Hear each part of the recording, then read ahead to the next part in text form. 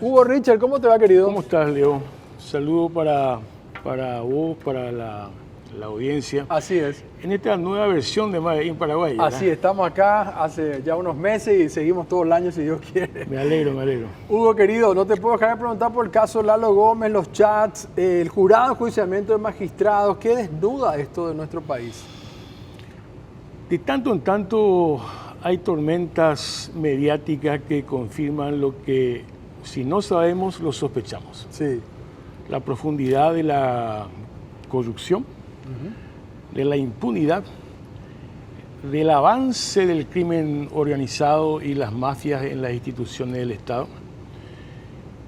Y ahora con esto que está saliendo es la confirmación, como decía, de lo grave de la situación. Digo lo grave de la situación porque ¿qué es lo que está en juego realmente si nosotros no tomamos conciencia de eso? Lo que pasa es que, Leo... La diputada la semana pasada, perdón, Vallejo, dijo que está en juego la democracia. A eso iba. A eso iba. La democracia, cuando en el 89 conquistamos algunas cosas muy importantes, las libertades, por ejemplo, pero también nació sobre la base de la impunidad, un pacto de impunidad. El pacto de gobernabilidad del 93-94, ratificado en el 95, también fue importante, fueron importantes porque se lograron algunas cosas importantes como temas Fuerzas Armadas, lugares en la Corte, además porque el Partido Colorado tenía minoría en el Parlamento, Guasmosi estaba obligado a realizar ese pacto. Pero igualmente ahí se obvió el tema de la impunidad, de todo lo que se cometió durante la época de la dictadura, en todos los campos.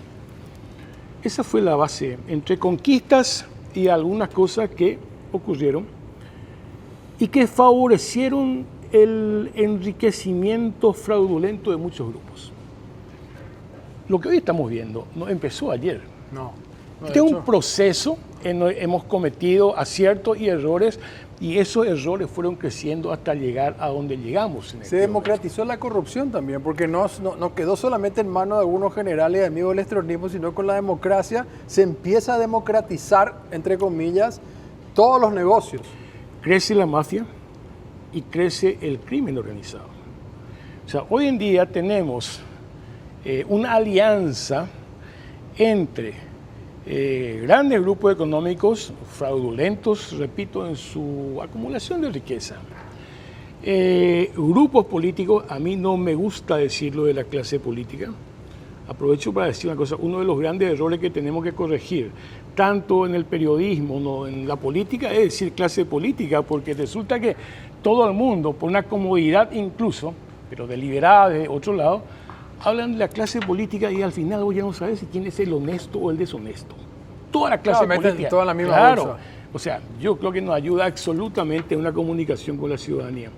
Yo te decía que hay una alianza que hoy se puede llamar la narcopolítica, que está copando el Estado. Hay una tendencia en el mundo, y cuidado con eso porque Paraguay puede avanzar hacia ese tipo de situaciones de lo que algunos llaman un futuro de libertad sin democracia.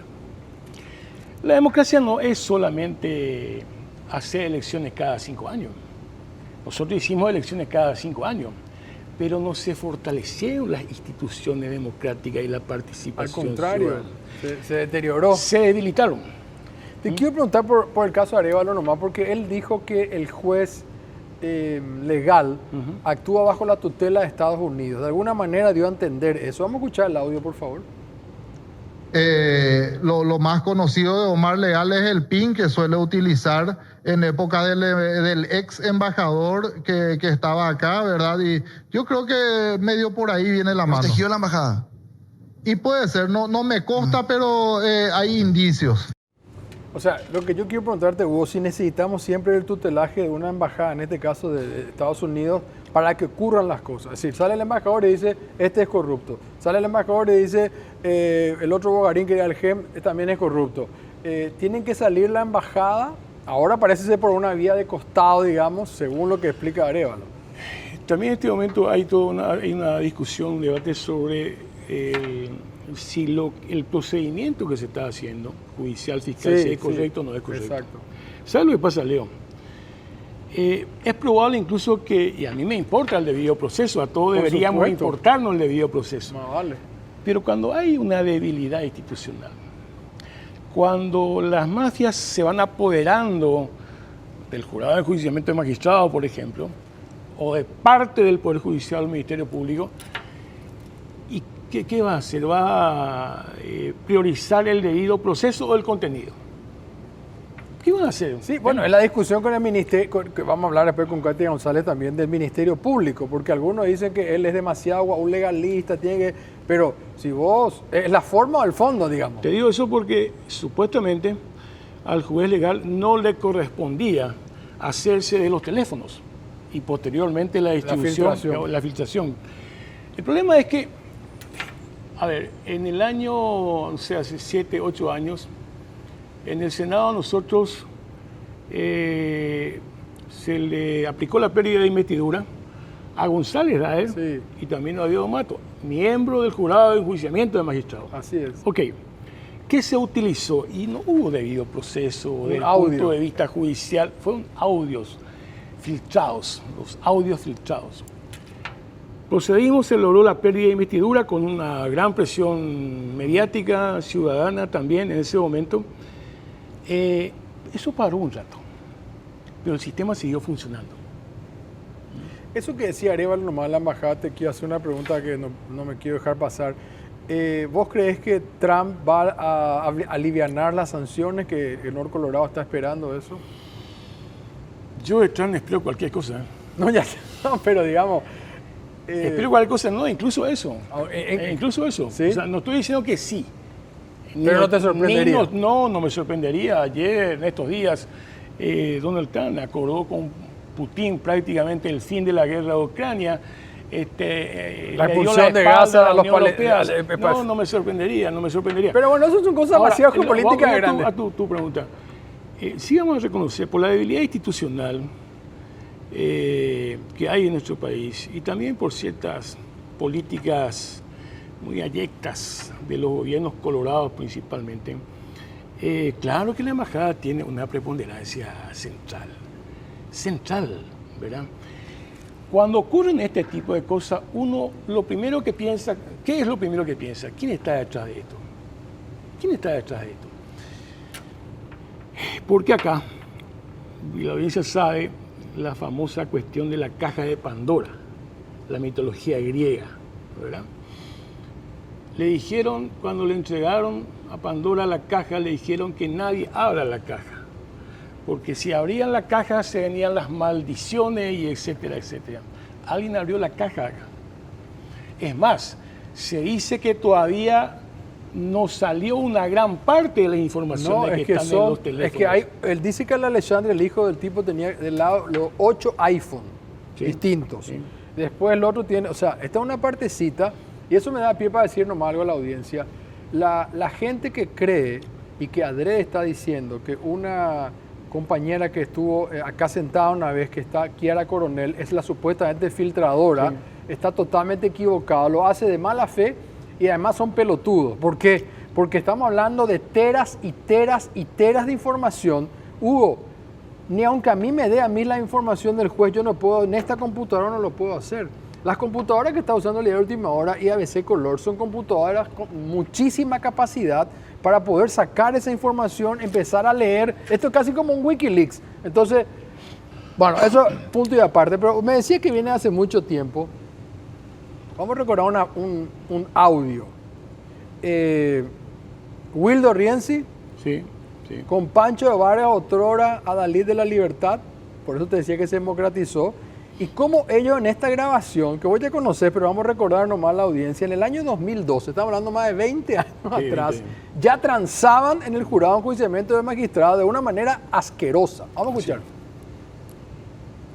Acá podemos joderlo a pidiendo los antecedentes de esto sin que ello implique adelantar opinión al respecto del jurado. ¿Me entendés? Que mañana podemos hacer en el jurado esto, güey. Sí, claro, para joderlo. Sí, para joderlo. pedí mañana, yo te pido. Y yo ya te dije, yo te apoyé en el banco. Y yo ya te dije, pedí la que me apoyen. Sí, no, y así, yo sabes que tengo todo acá, yo ahora nomás estoy viendo todo, entonces ahí le procesamos los 3 camaristas. O sea, con una asquerosidad, hablando de decir, mañana presentamos, hacer vos, hacer yo. Era una pantomima que iban a hacer al día siguiente en el jurado de enjuiciamiento para liquidar 3 camaristas. En ese momento también fue una tormenta mediática. Sí, pero no como ahora. Lo de González Lara también fue una tormenta mediática. Lo que te quiero decir con eso es, hay que plantearse seriamente qué hacer con esto. Porque podemos avanzar en lo que te decía, sí, se hacen elecciones cada 5 años, Sí. hay ciertas libertades, pero sigue funcionando la narcopolítica y se siguen, porque ellos necesitan destruir la fortaleza del Estado.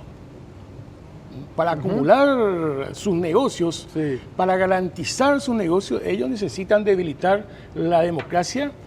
Estamos hablando del Estado de Derecho. Esa es la lógica de la mafia y del crimen organizado.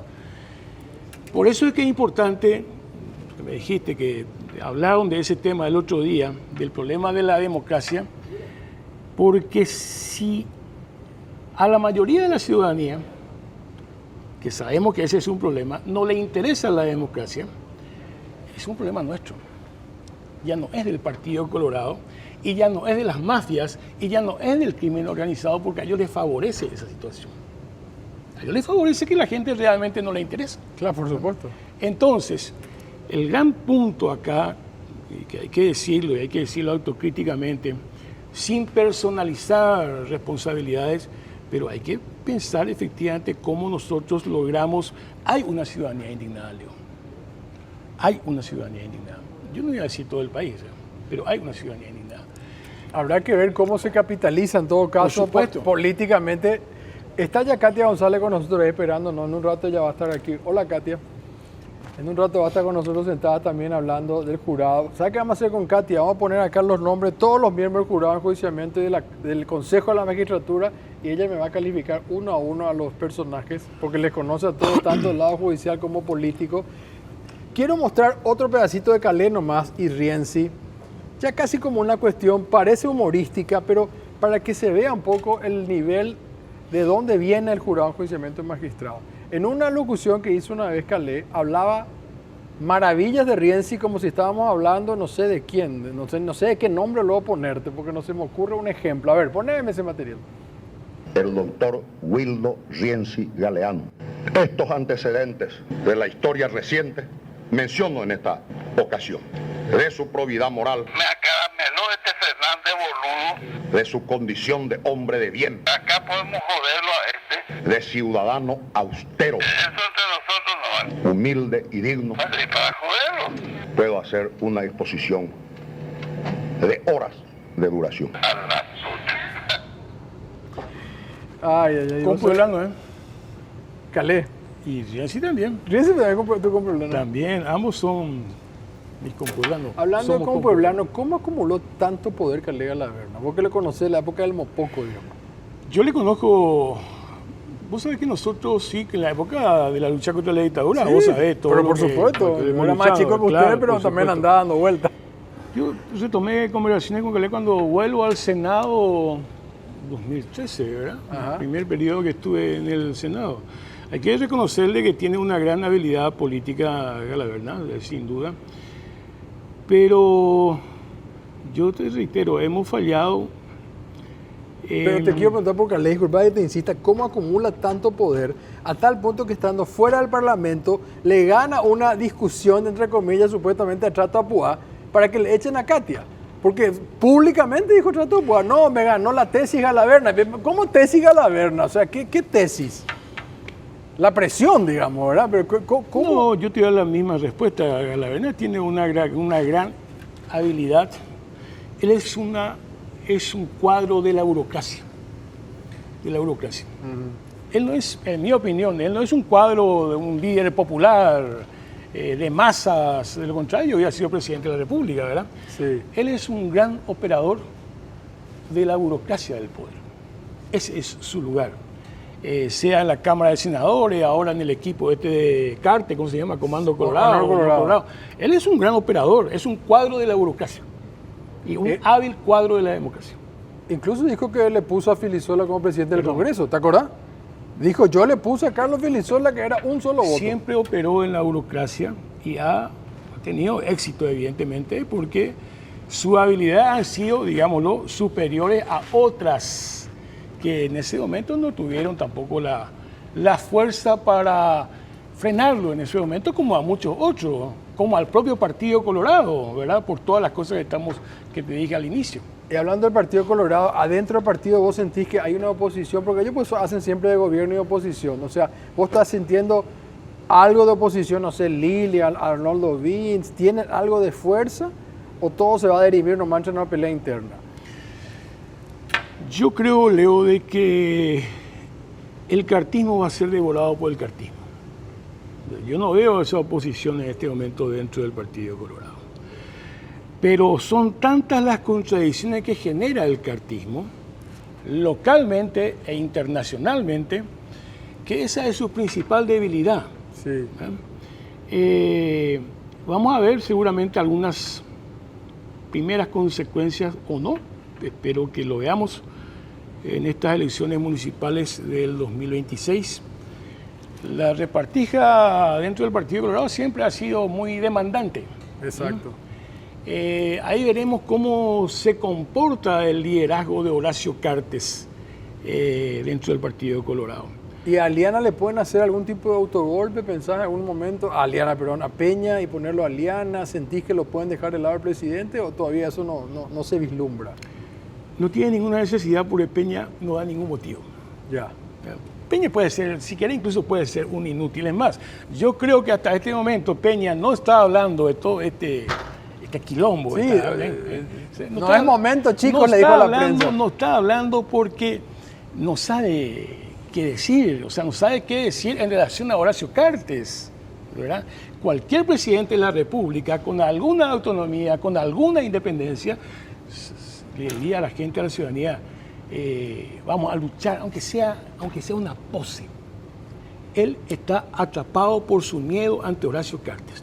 Yo no pienso de que la famosa fuerza política a favor de Horacio Cartes se va a construir para que rompa con el cartismo con Horacio Cartes. Yo no tengo esa expectativa. Pero también hay que decir una cosa, aunque no se pueda, y de la oposición hay que decir, ¿a uno te parece, querido Leo, de que tanto Santi Peña como presidente de la República, incluso Aliana como vicepresidente de la República, no acumularon suficientes méritos para ser acusados por mal desempeño de su función? Pero de sobra. Hay que decirlo. De sobra. Hay que decirlo, aunque no se tenga la fuerza para aplicar, creo que era el 225 de la Constitución Nacional. El juicio político. El juicio político, hay que decirlo. Estos señores son merecedores del juicio político por mal desempeño de sus funciones. No sé si lo vamos a lograr, así como está el Congreso, no. Pero es importante ese mensaje a la gente, a la ciudadanía. Me diste pie porque después de la pausa te quiero hablar de este lado, digamos, que sería la oposición, el Frente Guazú, la izquierda, qué pasó, cuál es el futuro, ¿te parece? Sí, claro. Así que volvemos enseguida, después de la pausa. Bueno, aquí estamos en el segundo bloque con Hugo Richard y bueno, ahora hicimos análisis ya de algunas cuestiones del Partido Colorado. Hugo, quiero pasar a la oposición. Había un periodista que se llamaba Jorge Ginsburg, no sé si te acordás. Sí, claro, sí. Entonces él decía para romper el hielo y te tiraba la pregunta así más fuerte. Bueno, la pregunta es básicamente si el Frente Guazú está muerto. Ahora se lograron realizar las primeras reuniones del Frente Guazú después de mucho tiempo. No te puedo contestar si está muerto o no porque justamente se propuso una agenda para analizar realmente las posibilidades de su continuidad o no. Pero lo importante es que se logró un acuerdo para que se discuta. Ese es un gran paso porque desde las elecciones de abril del 2023 prácticamente eso no se ha logrado. Primera cuestión. Segunda cuestión, el Frente Guazú, Leo, por su naturaleza política social, vos lo sabés, depende mucho de su base social. La base social son las organizaciones sociales, campesinas, sindicales. Históricamente, de ahí además surgió el Frente Iguazú. Ahora hay un acuerdo realmente muy importante, que se ha logrado con mucho trabajo y creo que es muy importante. Porque está en marcha, yo creo que el reagrupamiento del campo popular, como le decimos nosotros. El próximo 1 de marzo en Liberación se van a reunir representantes de más de 40 organizaciones sociales, populares, para intentar conformar una coordinación, un gran movimiento popular. ¿Para qué? Es lo que te decía, para luchar por la democracia con justicia social en contra de la mafia y del gobierno de Santiago Peña. Pero el Frente Iguazú venía en un proceso, digamos, que vos mismo me habías comentado una vez, se trató incluso dentro de Convergencia de tu partido, estaba viniendo en picada, por usar un término mío más sencillo, digamos. O sea, estaba viniendo, se estaba notando que había un resquebrajamiento interno, no se cumplían algunas de las cosas que se acordaban, habían discusiones, no venían siempre todo. Entonces, ya eso empezó a... No es que fue solamente la elección. Dos motivos, para no ser muy largo. Sí, porque... La crisis del Frente Iguazú es mucho antes del 2023, como lo dijiste. Eso. Y nosotros en Convergencia Socialista lo dijimos. Sí. Enviamos incluso un documento. ¿Verdad? Y lo dijimos, acá hay un problema. Los acuerdos no se cumplen. Exacto. Y faltan nuevos acuerdos. O sea, no puedes constituir un proyecto político que pasó por el gobierno, estuvo 2 años, 2 periodos parlamentarios, y resulta que el Frente, como entidad política, no avanza con nuevos acuerdos. Exacto. ¿Verdad? Y cuando uno avanza en nuevos acuerdos y no respeta los acuerdos, ahí están los resultados, ¿verdad? Más allá de otras cosas que también incidieron.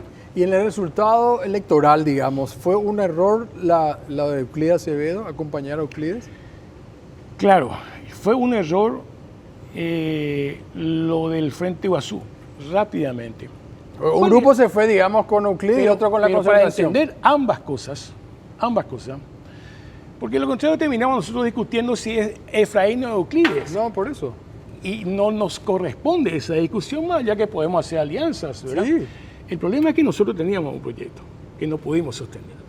El proyecto era tener una candidatura propia y después ver las posibilidades de alianza. Ahí surgió la candidatura de la senadora Esperanza Martínez. Eso no se pudo sostener y cayó. Cuando cae la candidatura de Esperanza, obviamente ahí se abre. Un grupo va con Alegre, el otro va con Euclides. Yo creo que ambas cosas ya fueron consecuencia de un error original. El Frente Iguazú ya tenía una crisis, no pudo sostenerse y los resultados están a la vista. O sea, nadie puede decir hoy, no, ¿sabes qué? La línea que yo propuse, no, es mentira. Hoy día no solamente que perdimos las elecciones, sino que el Frente Iguazú está o sigue absolutamente mal herido y sin poder reaccionar. Y bueno, claro que fue un error. Y el hecho de, incluso creo hubo una foto de todos los integrantes del Senado para la campaña, digamos, se convirtió en errores tan graves que hizo... ¿Por qué de 6 senadores electos, después se sumaron más, ¿verdad? Después son 7, 8, pero de 6 electos nos quedamos con una sola senadora? ¿Cómo puede ser que veamos...? Llegó con 3 cosas. La crisis interna que recién hablamos, Sí. La fractura electoral, un grupo le apoyaba a Euclides, esta otro candidatura, el otro a esta Sí. candidatura. Y tercero también el tema, hay que reconocer el tema en ese momento de la enfermedad de Fernando Lugo, que obviamente incidió. Son 3 errores, son 2 errores grandes. En política, los errores de ese tamaño Se pagan caro. Se pagan caro, Leo, se pagan caro. Y hay que asumir eso. Nosotros somos los responsables de esos errores y si queremos rearticular el campo popular, el pensamiento progresista, los grupos socialistas, compañeros, hay que hacerse la autocrítica y ponerse a... Es que no hay mejor cosa que una buena autocrítica. Claro, a por no ser supuesto. que querramos meter las cosas bajo la alfombra y culparle al otro. No, en absoluto. No te digo vos, No, estoy hablando en general. Y Otro error me parece a mí también que fue grave era pelearse por quién se sacaba la foto con Lugo, porque parecía de locos. Un lado, por un momento parecía Jorge Querey, Sixto Pereira, Hugo Richter, Kencho, en otra foto aparecía Esperanza Martínez, Carlos Filisola, a veces Leo Rubín. O sea, era una cosa Decir que era de loco es generoso. Yo diría miserable. Digamos una actitud realmente miserables, ¿verdad? Pero bueno, estamos en esa etapa. Yo creo que es para la lucha por la democracia en nuestro país, del Estado social de derecho que dice la Constitución Nacional, es fundamental el reagrupamiento de los sectores progresistas y de izquierda, porque el programa de este sector es justamente eso, el Estado social. ¿Y quién le representa hoy a eso? En el Parlamento, Esperanza, no sé, tal vez poco, la senadora Yolanda Paredes, no sé, te pregunto a vos, ¿quién cree que está representando esa Yo creo que individualmente mucha gente representa eso, pero... En el Parlamento te digo. Pero evidentemente no se ha podido instalar por las circunstancias que hay en el Parlamento. No se ha podido instalar y no es visible ese discurso. Es más, hay dos cosas que yo planteo ante esta nueva crisis de la que estábamos hablando inicialmente, ¿verdad? Dos cosas. Uno, la lucha contra Cartes. Digo contra Cartes como modelo político y como grupo fraudulento de acumulación económica. Ellos son los que tienen el poder. La lucha contra el cartismo no se podrá dar sin la participación de la ciudadanía, y la participación popular y ciudadana no se podrá dar sin una lucha donde también se plantee el derecho de la gente. En este momento, ¿cuánto subió la canasta familiar? De la gente que va a comprar para comer. La gente se está movilizando por el tema peajes. ¿Sabe cuántas personas están en situación de inseguridad alimentaria? Seguridad alimentaria quiere decir que mañana, no sabe si mañana va a comer. Cerca de 700.000 Pero, personas. ¿sabes qué me hace acordar esto, Hugo? Discúlpame. Me tocó sentarme, porque todos nos tocaba sentar en algún momento con los popes de los medios, entre los cuales estaba Acero Sucolillo. Sí. Entonces, me voy a una entrevista en ABC cuando yo fui candidato a vicepresidente y después me voy a hablar en la oficina de Acero. Me siento con Acero Sucolillo, él y yo. Y me dice, Leo, las banderas del Frente Guazú se ven perfectamente en la calle. No hace falta ser genio. Las banderas que enarbola el Frente Guazú están en la calle. La salud gratuita, la mala educación, lo que vos estás hablando del transporte, el alquiler, no tengo para comer, la canasta familiar, cómo hacemos como los campesinos, o sea, están. Entonces, ¿por qué no podemos conectar, digamos, sin un Lugo ya ahora? Porque el Lugo era el gran conector. ¿Por qué no podemos conectar con esa gente? Bueno, este encuentro de 1 de marzo va a insistir en la lucha contra el gobierno de Peña, las mafias y una agenda social. Eso por un lado.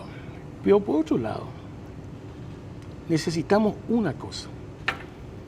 Mañana, como va a estar Katia enseguida contigo. Ahí está Katia, ahí le vamos a mostrar. Ahí está Katia sentadita, está esperando, nos está haciendo el aguante en un ratito. Mañana, hace radio también Katia toda la mañana con Kiki Gamarra, sí, así que... Y mañana se cumple el primer año de la destitución de Katia González, la senadora Katia González. El viernes ya fue, el viernes, el 14, sí, el viernes 14. Ah, el viernes 14, el viernes claro, 14, sí, claro, el viernes 14. Mira, hay un punto en el que tenemos que ponernos de acuerdo. Todas las fuerzas políticas, sociales, si hay grupos económicos también, si hay sectores religiosos también. Necesitamos ponernos de acuerdo en la lucha contra la corrupción, contra las mafias y por la democracia. ¿Sabe? Entonces tenía razón, ¿cómo se llama Efraín que hablaba de las mafias? No es electoral. Si entramos en el campo electoral, vamos a anticipar un escenario que no es deseable en este momento. Estoy hablando de ahora, de un gran acuerdo nacional para luchar contra la mafia, el crimen organizado, contra el gobierno Peña, aliado al crimen organizado, y por la democracia con justicia social en el Paraguay. ¿Sabe? Tenemos que reeditar en los tiempos actuales y en un formato como el que estoy señalando, el acuerdo nacional. Sí, sí, totalmente. El acuerdo nacional en la lucha contra la corrupción, la impunidad, el crimen organizado, contra este gobierno, yo creo que ese mensaje la ciudadanía está esperando. Ahora, si vamos a entrar a discutir otros puntos del programa, si es la reforma agraria, no hay eso, pero en este momento el enemigo principal son las mafias, es el crimen organizado. Y yo te pregunté si esas banderas del Frente Guazú por ahí, ¿quién las levanta? ¿No fue Payo Cuba el que nos sacó un poco parte de eso? Payo Cuba no levanta esa bandera. Electoralmente hablando, más me refiero, si pensamos en el 2023, ¿no Payo crees Cuba que fue? representó una opción de cambio que mucha gente espera, la gente espera una opción de cambio. Y además la crisis del Frente Guazú en ese momento. Digo nomás, porque si vas a hacer matemática, ellos llevaban 5 senadores que perdimos nosotros, digamos. Pero nos llevaron precisamente porque levantaron la bandera del Frente Guazú. El programa de Payo es un menjunje, compañero, que es muy difícil de descifrar, ¿verdad? Sí, yo creo que la gente luego no lee los programas. Claro, no, Hugo, totalmente de acuerdo. O eso se lee en frases. Pero eso respondiendo a lo que me decía de las banderas del Frente ¿Sabes Guazú. por qué te digo ¿verdad? nomás? Porque cuando él reclamó el fraude, que nosotros no hicimos en el 2018, y se cerró la calle casi una semana, 15 días, yo me fui con mi teléfono a transmitir por TikTok, me acuerdo, y hablaba con la gente. 2 me hablaban del fraude, el resto me estaba hablando que no tenía que comer, habían campesinos, habían indígenas, y esa era la gente del Frente Guazú, a eso no me estoy refiriendo. Sí, puede ser. Ahora, yo me refería realmente a las banderas que dijiste anteriormente, ¿verdad? Sí. Pero bueno, no, además hay que hacer una diferencia muy importante. La gente que le votó a Payo Cubas votó esperando un cambio. O sea, lo que yo opine de Payo Cubas y su programa es totalmente diferente al interés de la gente que le votó. Esa aclaración me parece muy importante, pero también nos vuelve a mostrar que hay un universo importante de la ciudadanía que busca el cambio. Nosotros no estamos encontrando la ¿Cómo conectar? Sí. Cómo conectar con eso. El Partido Colorado, en las últimas 2 elecciones, mi querido Leo, 2018-2023, nos superó los 1.300.000 votos. No. El resto de los votos es que se nos dispersa, porque también hay errores que cometemos y hay que sentarse, compañero, a decirnos qué errores hemos cometido en este tema. Porque si vamos por números nomás, nosotros hicimos la otra un análisis. En 2018 nosotros en la oposición tuvimos 43%, y que fue el mismo número que sacó Peña. O sea, ni siquiera en porcentaje, digamos. Porque el problema del Partido Colorado y el problema del cartismo, yo creo que el cartismo va a terminar siendo devorado por el cartismo. Sí, ellos tienen el poder político, pero el modelo de ellos, del Partido Colorado, no solamente de Carte, el modelo está agotado. O sea, el Paraguay no va a desarrollarse, no va a crecer económicamente y desarrollarse socialmente con esta agenda que tiene el Partido Colorado. Solamente con los agronegocios no, y el sistema bancario podemos seguir creciendo 4%, 5%. Más que eso no. Ese es el tope.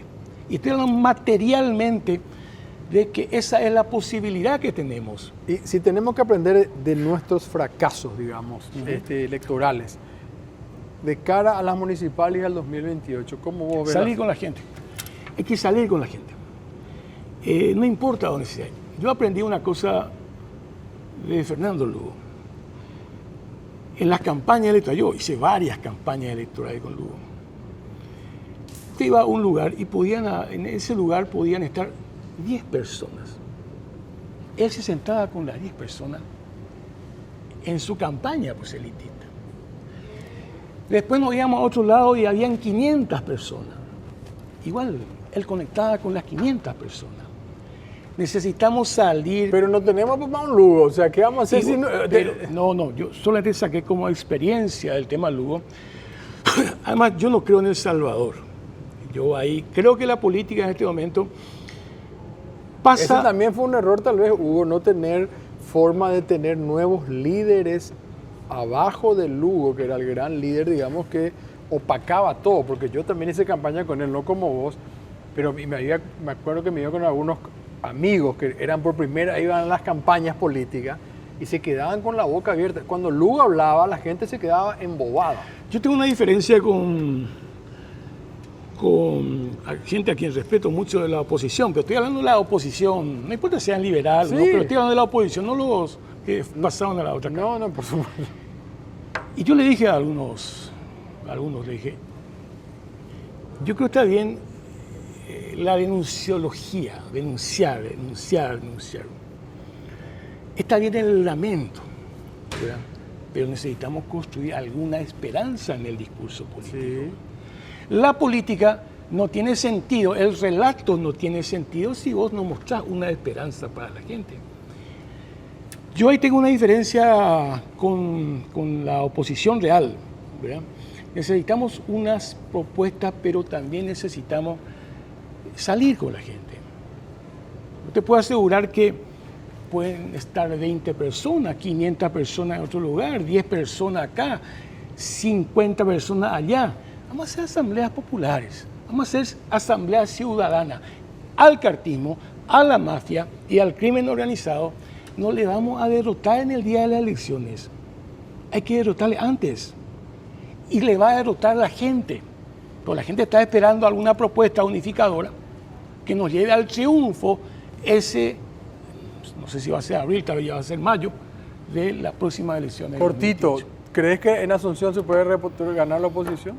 Yo siempre creo que si los acuerdos son sólidos y transparentes. 6 puntos, 6 puntos. 5 puntos, 5 puntos. Si Pero, eso, pero ya es una alianza donde tienen que estar todos, ¿o no? estamos hablando Patria querida, o sea... todos los que están de acuerdo con los 6 puntos, todos los que están de acuerdo con los 10 puntos, ¿verdad? Este es un momento en que la lucha contra la mafia también empieza por las municipalidades, no solamente la de Asunción, también No, en no, otros te municipios. preguntaba Asunción. Pero en el caso de particular. Asunción, sí, claro, por supuesto. Porque- Pero, te repito, ¿cuánto? 10 puntos. 10 puntos para desalojarlo a esta gente y empezar el proceso de una nueva transición hacia una verdadera democracia. Gracias, Hugo. Gracias, Gracias Hugo. por tu tiempo. Gracias. Vamos a hacer una breve pausa.